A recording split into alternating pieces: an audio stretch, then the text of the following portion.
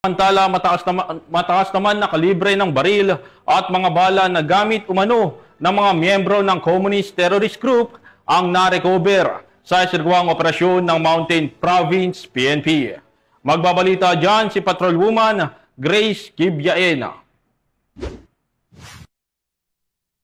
Na-recover ng pinagsanib na puwersa ng Mountain Province PNP ang mga kagamitang pandigma ng komunistang teroristang grupo sa Mount Serkan Mainit Bontoc Mountain Province. Ang malawakang internal security operation ay sinagawa sa ilalim ng Oplan Panther Echo ng pinagsamang mga tauhan ng Bontoc Municipal Police Station, 1st Mountain Province Provincial Mobile Force Company at Provincial Intelligence Unit ng Mountain Province PPO. Na-recover ang iba't ibang kagamitang pandigma kabilang ang isang assembled M4 rifle, isang assembled Garand rifle, 58 piraso ng bala ng rifle, mapa ng Bontoc Mountain Province, mga visual aids para sa taktikal na labanan at propaganda laban sa pagmimina, iba't ibang uri ng gamot at medical na kagamitan, at mga gasolina. Ang na-recover na kagamitan ng CTG ay dinala sa tanggapan ng 1500 2nd MCRM FB15 para sa dokumentasyon at nararapat na disposisyon. Ang matagumpay na operasyon ay bunga ng tuloy-tuloy na pakikipag-ugnayan ng Mountain Province PNP